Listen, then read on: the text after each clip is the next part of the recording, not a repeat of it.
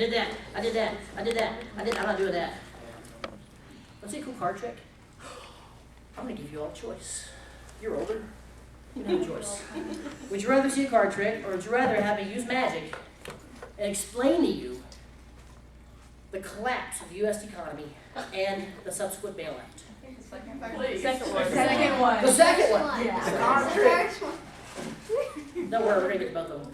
That was a lie. I'm not giving you a choice. Okay. This is not a democracy. You don't know this. My name is Dwayne. This is Dwayneocracy. Me. Okay. Banks have a certain amount of money they keep on hand at any given time on their balance sheets. They have assets, they have liabilities. Liabilities would include your deposit. If you deposit money into a bank, that's a liability for the bank. The bank might have to give that money back to you at any time. Asset would include money loaned out from the bank. So like if somebody has a home loan, the bank actually has that loan, they have the home. So banks have a certain amount of money on their sheets. Now, as housing prices went up, and housing prices did go up quite a bit, so did the amount of money that the banks seemingly had on their sheets. That's what they said. Oh my, that's what banks said. It's like, we got money now, woohoo! And they started acting as if they actually had money. Here's the problem. It seemed like they had money, but they did not. Not really. Now, did I just lose $45? No. I never had 50, I got $5.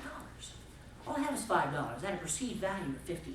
Now, once the money was lost, they needed the bailout. Here's how the bailout works. I'm going to explain two parts of it. It's way more complicated than this, and it's changing. And as of this filming, the rules for TARP 2 just came out last week, and I haven't had time to change my trick yet.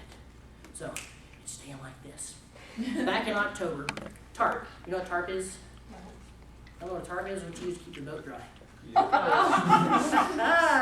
People in Orleans know what it is. Okay. The government took $350 billion, billion with a B, dollars, and they invested in several financial institutions and got preferred stock. Now I know what you're thinking, where'd the money go? Well, it went to preferred stock. Now what did those people do with that money? Well, they were supposed to take that money and start loaning it back out, but they didn't do that. They spent some of the money to keep it on their sheets, some of the money they did with parties. They even had some bonuses paid out.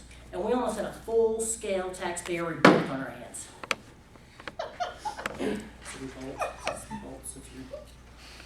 Fine. Okay, it's not a very funny pun. Fine, okay. Okay, the second half of TARP, they're actually going to buy the bad assets. They're going to buy them. So now we're going to own the bad assets. Now the hope is that when we get all these bad assets, some of the money will come back. The fear is that it won't. The real fear, this is what has everyone terrified, is that it's just going to be gone.